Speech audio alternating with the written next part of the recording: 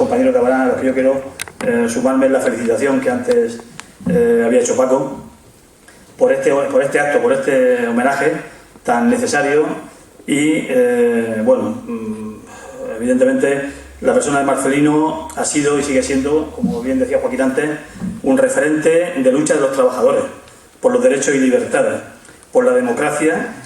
Su historia es la historia del movimiento obrero, es la historia de la defensa de la República, en lo que representaba de proyecto de cambio y de ruptura en España con el sistema de privilegios.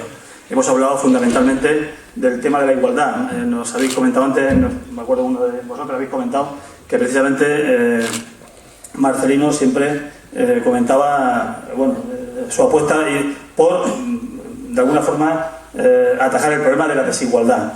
Yo hay una anécdota que quiero contar, ¿no? Tengo metido un libro aquí, es el Manifiesto Comunista, muy propio, lógicamente hablando de Marcelino, al cual le tengo un especial cariño. El libro, hombre, aparte por el contenido en sí mismo, lógicamente, por la dedicatoria que tiene. Yo no conocí personalmente a Marcelino y solamente tuve un encuentro con él, que fue en la Feria del Libro de Madrid en el año 2002.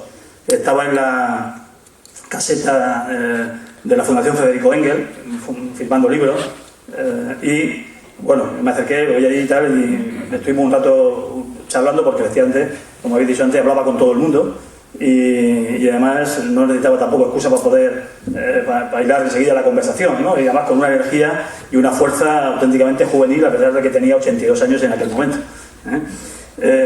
84 años. Bueno, él, os lo leo, ¿no? La dedicatoria. Domi. Hablando del manifiesto, dice: un trabajo siempre actual y siempre necesario para conseguir una sociedad siempre más justa y más libre fue, es y seguirá siendo el manifiesto comunista. Un abrazo con mucho cariño, tal, con el Marcelino Camacho. Efectivamente, yo creo que el homenaje que se hace hoy es algo totalmente necesario, pero por una razón yo creo que importante. Evidentemente por reconocer lo que ha sido la vida y el compromiso de una persona luchadora como Marcelino, pero además, fundamentalmente, porque yo creo que de alguna manera hay que recuperar un poco el relato de las cosas para tener una perspectiva más amplia, más larga, en el sentido de cómo orientar después los objetivos políticos que ahora en la actualidad nos planteamos. Se dice siempre, hablando de la época de la transición, la época que fundamentalmente vivió Marcelino, bueno, pues que se hizo una transición modélica, se pone el acento en el texto de la Constitución, que recoge un poco lo que han sido los avances de la sociedad española en los últimos 40 años, importante, muy importante, nadie lo niega, evidentemente. Se pone el acento en los padres de la Constitución, de alguna forma, en aquellos redactores que fueron capaces de ponerse de acuerdo y consensuar un texto que abarcara un poco todos los sentidos, pero se habla poco, efectivamente, de qué es lo que ocurría en las calles mientras se redactaba el texto de la Constitución y qué es lo que había ocurrido en los años anteriores que provocaron que realmente el texto de la Constitución tuviera finalmente el sentido que tuvo, sobre todo en muchos de los artículos. Hay uno muy interesante que se recuerda poco, que es el 128, aquel que habla de que toda la riqueza del país, que se dice pronto, tiene que estar sometida al interés general. Seguramente eso no hubiera estado escrito de no haber estado personas como Marcelino encabezando y liderando un movimiento obrero fuerte y potente que fuera capaz de equilibrar esa correlación de fuerzas que se movían de alguna forma entre el continuismo, entre el reformismo más o menos, o entre la ruptura democrática. Probablemente evidentemente no llegamos a poner el fiel en la ruptura democrática, pero sí, por lo menos yo creo que el equilibrio que alcanzó el texto nuestro constitucional fue un éxito importante que debemos siempre recordar quién lo empujó y quién corrió ese fiel realmente hacia el lado de la mayoría social que tanto lo necesitaba. Por tanto, yo creo que eso es importante, que estos homenajes y estos actos recuerden siempre un poco ese relato, porque, en aquel momento el movimiento obrero, la lucha obrera, defendía la democracia, la conquista de los derechos perdidos durante la larga noche de la dictadura, pero eso no se consigue y ahí se queda. De alguna manera hay que seguir defendiéndolo. Y lo que actualmente, y tal como bueno, todos conocemos un poco las noticias que estaban ocurriendo y las cosas que están ocurriendo últimamente. Desde luego, la desigualdad sigue siendo no solamente un hecho, es que sigue bueno, pues galopando de una manera cada vez más abrumadora. Yo recordaba, digo la dedicatoria que me hizo Marcelino en el texto, en el libro, hablaba de que era una herramienta de lucha siempre contra una herramienta válida que lo será y lo seguirá siendo. Y es que efectivamente muchas de las cuestiones que plantea el manifiesto comunista, una de ellas fundamentalmente el tema, por ejemplo, de la acumulación de riqueza, que más bien ellos lo explicaban perfectamente bien, de la acumulación del capital, como poco a poco se iba a ir concentrando de tal manera que fuera concentrándose en grandes monopolios empresariales, acumulando la gran cantidad de riqueza que produce el capitalismo, pues es un hecho hoy más evidente que nunca si cabe. Pero es que no es que sea un pico casual, es que es la tendencia que lógicamente encierra en un sistema tan injusto como el sistema capitalista. Por tanto, la lucha contra la desigualdad es una cuestión que para nosotros sigue siendo fundamental y básica. Tenía por aquí algunos datos, pero bueno, los ha dicho antes Sergi, importante, que parecen realmente, a veces hay que recordarlo y decírselo a la gente, porque parece que cuando hablamos de desigualdad hablamos de algo como que, bueno, algo de literatura o algo irreal o algo que pasa en otras partes del mundo. Por ejemplo, datos como el informe de Intermonofan que ha salido esta semana con motivo de la conferencia de Davos, que hablan de que el 82% de la riqueza mundial generada durante el pasado año fue a parar a manos del 1% más rico de la población mundial, mientras el 50% más pobre, 3.700 millones de personas, no se benefició lo más mínimo de dicho crecimiento. En España este reparto siguió la misma tendencia. El 1% más rico acaparó el 40% de la riqueza creada, mientras el 50% más pobre apenas consiguió repartirse un 7%. La economía mundial posibilita que los más ricos sigan acumulando vastas fortunas, mientras que cientos de millones de personas deben luchar cada día por sobrevivir con salarios de pobreza mínimos, alimentando la actual crisis de desigualdad global. Así, entre 2006 y 2015, la riqueza de esta élite económica ha crecido en un promedio del 13% al año, en los momentos más duros de la crisis incluidos, 6 veces más rápido que los salarios de las personas trabajadoras, que apenas han aumentado de media anual en un 2%. Esto es lo que está ocurriendo. Pero en el ámbito de la región de Murcia, no solamente en el ámbito mundial, en el ámbito de España y la región de Murcia pasa 3/4 de lo mismo. Nosotros estamos hartos de denunciar, a pesar de esa desfachatez y de esa hipocresía con que el gobierno regional da los datos del paro, retorciendo los argumentos de una manera tan increíble hasta encontrar un dato que pueda ser beneficioso, y eso lo pone como estandarte para anunciar mes tras mes, cuando comentan el paro registrado, o cada trimestre con el resultado de la EPA, que se sigue mejorando económicamente en la región de Murcia, que sigue siendo la región que más empleo crea, que sigue mejorando en las condiciones de vida de los trabajadores. Bueno, no solamente es falso, sino que además la hipocresía con que lo dicen realmente molesta doblemente. Es realmente increíble, porque cuando esos datos se escuchan por las personas precisamente que están sufriendo la precariedad laboral. El otro día ayer precisamente, estuvimos acompañando a las compañeras limpiadoras de los espacios públicos, edificios públicos de la administración regional, precisamente que sea la administración regional la que provoca un estado de explotación auténticamente vergonzoso, en el sentido de que estas trabajadoras, que eran en su mayoría trabajadoras con jornada completa hace escasamente 10 años, hoy no hay nadie de toda la plantilla de trabajadoras y trabajadores de la limpieza de los edificios públicos que tenga jornada completa. Nadie, absolutamente ninguna. De entrada rebajaron, no solamente cambiaron el modelo de jornada, rebajaron los salarios, lógicamente, rebajaron los horarios. Los institutos y edificios siguen siendo igual de grandes, no han decrecido de tamaño para que haya que limpiarlas más rápido. Al revés, hay algunos que tienen más alumnos, hay edificios que se han ido ampliando con más ocupación, y las mismas personas que había o menos para seguir acometiendo esa limpieza. O sea, un Estado, pero no solamente eso, sino que además la administración, en connivencia realmente escandalosa con las empresas concesionarias de los servicios, mira para otro lado, porque como licita absolutamente todos los contratos con cada vez a un precio cada vez más bajo, y las empresas además compiten a la baja por el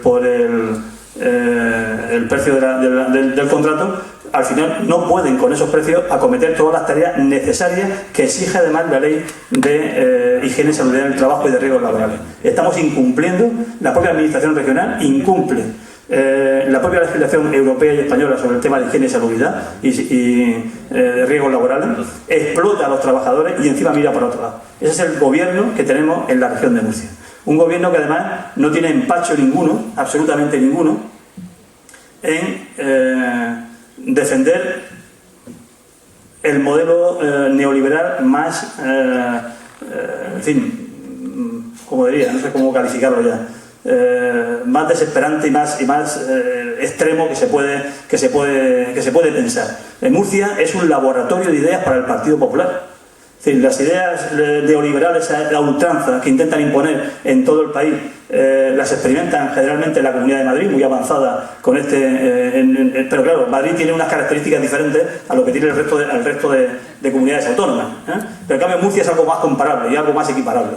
Entonces las idean allí y las experimentan en Murcia. Cuando salía el resultado de las elecciones andaluzas, inmediatamente se pone a negociar el Partido Popular con Ciudadanos y con Vox, a tres bandas.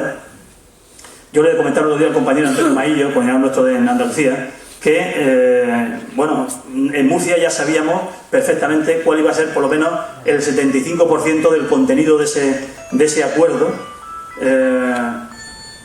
antes de que se escribiera, antes de que incluso se sentaran en la mesa a negociar. Sabíamos lo que el PP iba a poner encima de la mesa y lo que Ciudadanos iban a poner encima de la mesa. Me miraba un poco así con cara extraña, como diciendo, ¿cómo lo sabéis en Murcia? Pues muy sencillo, porque llevamos 24 años sufriendo esas políticas y practicándolas ya en la región de Murcia desde hace ya bastante tiempo. Aquí no necesitamos que llegue Vox. Vox ya ha llegado, está aquí desde hace mucho tiempo con el propio Partido Popular. Las ideas más extremas, tenemos un presidente que no se jacta un pelo en pedir la devolución de las competencias de educación y además delante de la propia consejera de educación. Yo, si fuera consejera de educación, tengo el presidente al lado que está pidiendo la devolución de las competencias, que yo soy la responsable en este caso de gestionar, pues dimitiría en ese momento y me iría a mi casa. ¿En qué valor y en qué consideración me tiene este presidente que lo único que quiere es quitarme las competencias y devolvérselas al Estado? Evidentemente yo pues creo que con un poco de dignidad me iría a mi casa a hacer otra cosa o otra función diferente, ¿no? Pero no la de educación. Pero bueno, fijaros, ¿cuál es el origen? ¿Cuál es un poco la fuente, digamos, el núcleo central que de alguna manera habría que atacar de alguna forma o provocador de esta situación de desigualdad en la región de Murcia? No quiero molestaros con datos, pero os animo a que los veáis porque es interesante. A veces los datos son buenos razonamientos por lo escuetos que son y lo contundentes que son cuando se lo dices a la gente. Generalmente, cuando alguien habla sobre algún asunto, tendemos generalmente a generalizar, sin conocer exactamente cuál es la realidad objetiva que sustenta esas afirmaciones que decimos. Y a veces los datos, aunque parezcan un poco fríos y un poco escuetos, pero son, como digo, argumentos bastante contundentes. Os animo a que veáis, los comprobemos vosotros mismos, cualquier dato a nivel de indicadores socioeconómicos de la región de Murcia, y veréis que prácticamente estamos en cualquiera que elijáis de cualquier ámbito a la cola de todos ellos, absolutamente todos, ya sea paro, ya sea salario, ya sea pensiones, el que queréis buscar, ya sea, y además de los más variopintos, población en riesgo de exclusión social, población en riesgo de pobreza, brecha de género laboral o salarial. En todos, absolutamente en todos, Murcia está a la cola. Y desgraciadamente, porque Murcia también es diversa, hay una buena parte ahora lo digo ya que están aquí los compañeros del noroeste, precisamente hay zonas todavía de Murcia que están a la cola de la cola. Bastante, es decir, ni siquiera el reparto de la riqueza que genera Murcia, que ojo, es importante saber que efectivamente hemos salido de la crisis, efectivamente. Es decir, a nivel macroeconómico es verdad que hemos salido de la crisis. Murcia tiene un Producto Interior Bruto ya superior prácticamente al que tenía, más todavía que el que tenía en 2007, el año que la crisis comienza. Por tanto, se genera riqueza importante. Y a nivel macroeconómico se ha superado. ¿Cuál es el problema si seguimos teniendo los salarios medios, los terceros salarios medios más bajos de toda España, de todas las comunidades autónomas? O seguimos teniendo las segundas pensiones más bajas de toda España. ¿Por qué no se reparte la riqueza igual? Ese es el problema. ¿Cuál es el mecanismo de reparto de la riqueza? Son los salarios. Hoy, mientras venía para acá, venía oyendo, fijaros, hasta qué punto, quiero decir, la lucha existente entre la correlación de fuerzas que hay a nivel social para decantar, digamos, las acciones políticas, las acciones y las medidas sociales a favor de un polo o de otro. La lucha es terrible, es terrible. Mirad, cuando venía para acá, hoy ha salido un informe de los colegios economistas de la región de Murcia, que pone el grito en el cielo, pero además de manera descomunal, alarmante además, criticando la subida del salario mínimo interprofesional a 900 euros. Esa va a ser la causa, según el Colegio de Economistas murciano, de que en Murcia todavía aumente más el paro, la precariedad, de que son cosas increíbles, ¿no?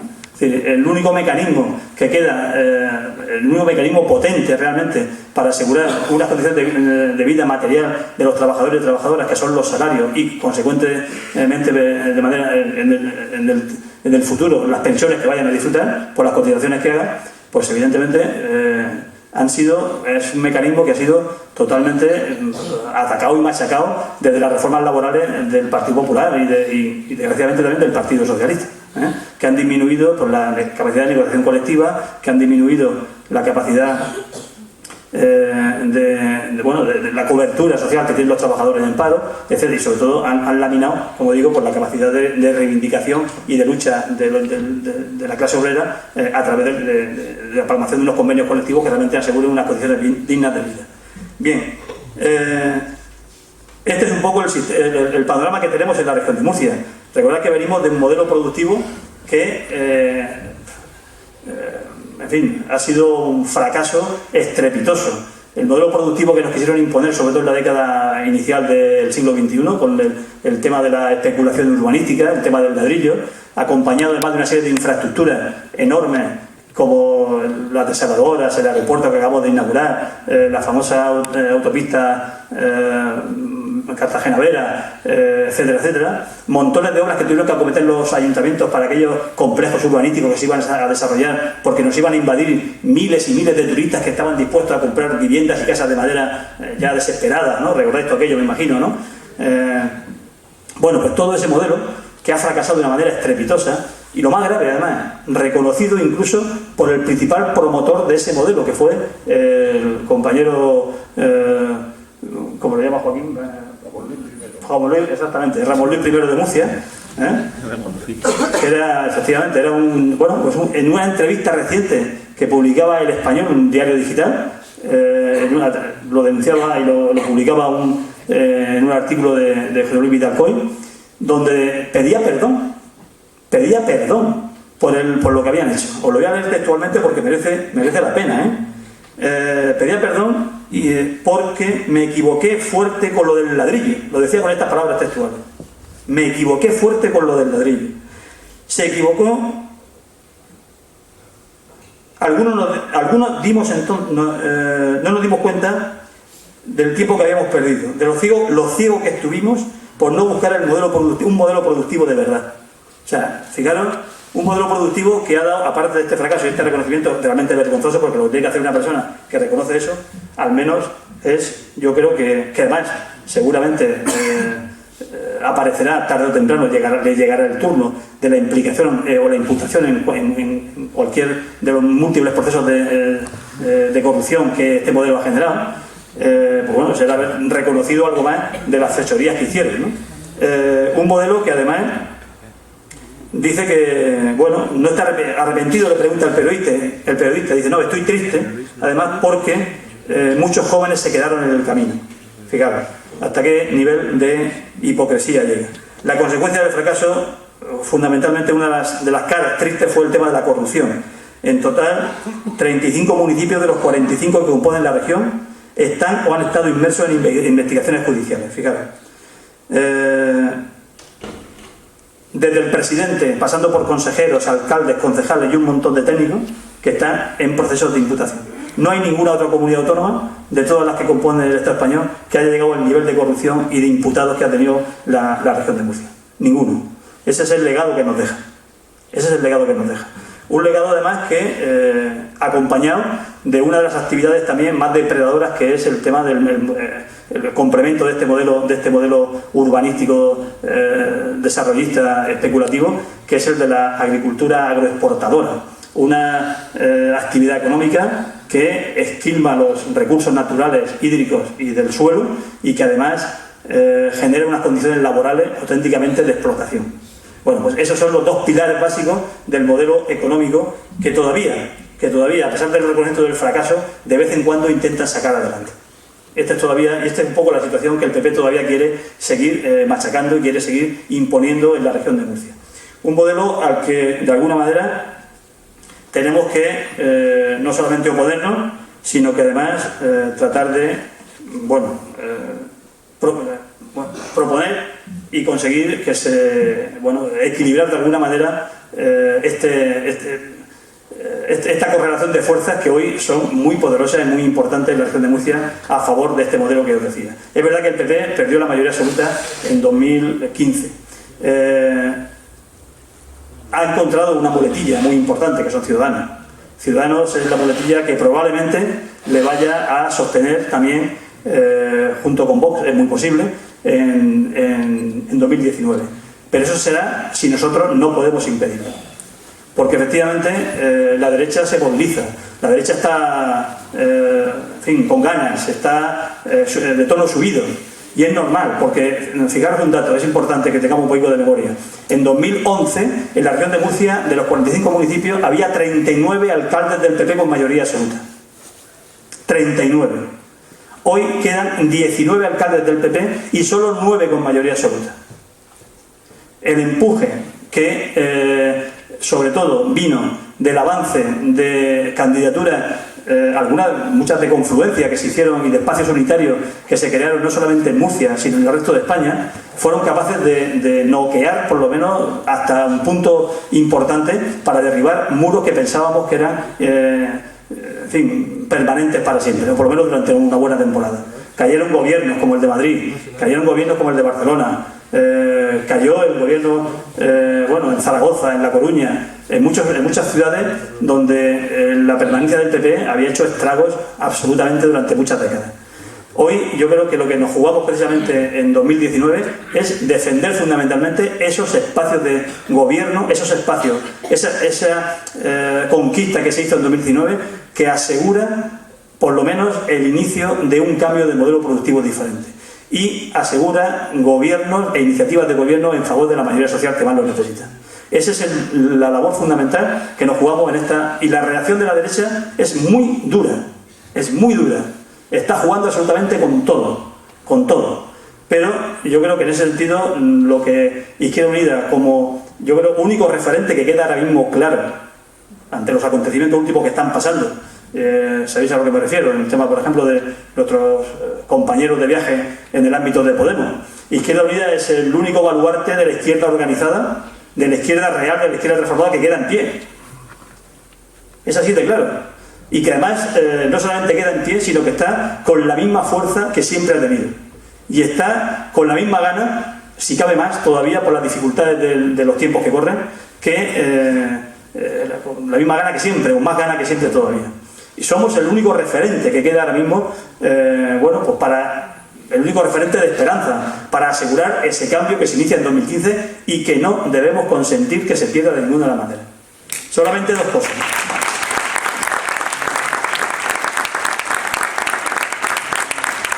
Ya para terminar. Izquierda Unida de verdad es un partido político, como decíais antes, que somos algo así como los juncos, ¿no? Sufrimos muchas tormentas, tenemos muchos vaivenes, intentan arrancarnos del suelo muchas veces, nos han intentado cortar de raíz muchas veces, pero hasta ahora no conozco a nadie que lo haya conseguido.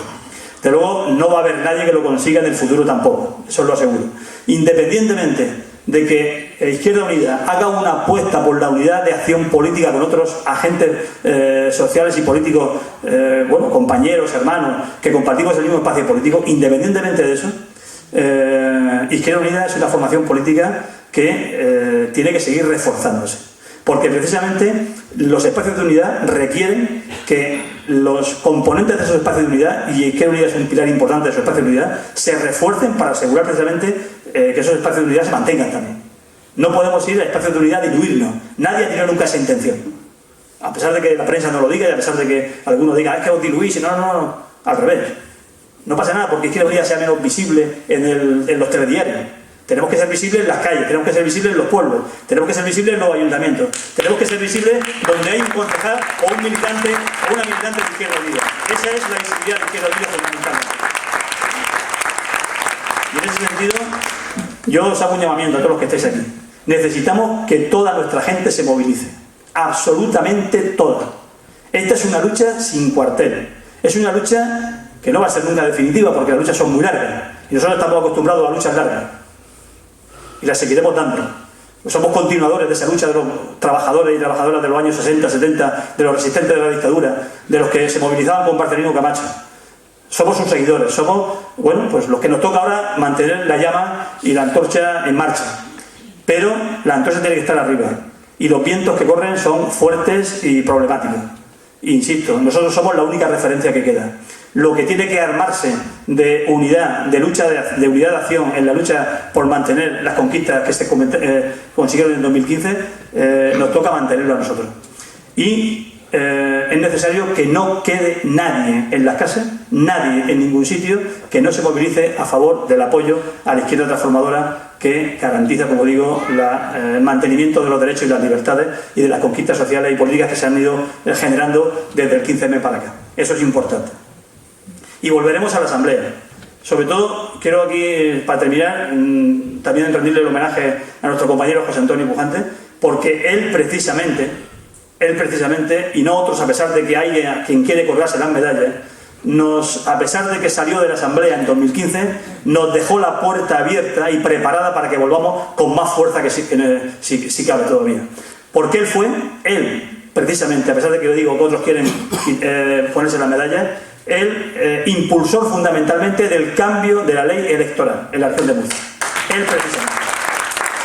Solamente unos días o un par de semanas antes de que falleciera, yo tuve una comida con él en Lorca, estábamos los tres comiendo, compañero Javi, Pujante y yo. Y de las anécdotas que contamos en la comida, él me relató otra vez de nuevo cómo ocurrió todo aquello, a través de una conversación que tuvo con Patricio Hernández, el responsable del Foro Ciudadano.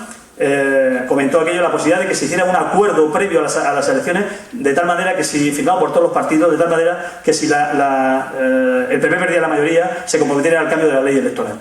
Y efectivamente, Patricio recogió aquella idea, hizo un artículo, y a raíz del artículo aquel, entonces cuando se concitó un poco todo, bueno, pues aquel acuerdo, el llamado acuerdo del moneo, entre PSOE, Podemos e Izquierda Unida. Ciudadanos dijo que sí al acuerdo, pero no quiso hacerse la foto de la mano de Podemos y de Izquierda Unida, y es verdad que después cumplió su palabra y votó a favor del cambio de la ley electoral. Pero si Juan Antonio no hubiera sido el impulsor de esa idea, hoy probablemente, y no hubiera logrado comprometer a todos los partidos políticos, hoy tendríamos muy difícil la vuelta a la Asamblea otra vez. Más difícil, pero no imposible. Pero hoy, gracias a él, bueno, yo creo que la campaña, de alguna forma, haremos homenaje a él porque yo creo que se lo merece y además debe estar activo, a pesar de que ya no está entre nosotros, pero su idea y su legado tiene que estar activo entre nosotros para ayudarnos a volver de nuevo, como decía antes Joaquín, a la Asamblea con más fuerza. Gracias, compañeros, y no olvides que hay que movilizarse todo el mundo.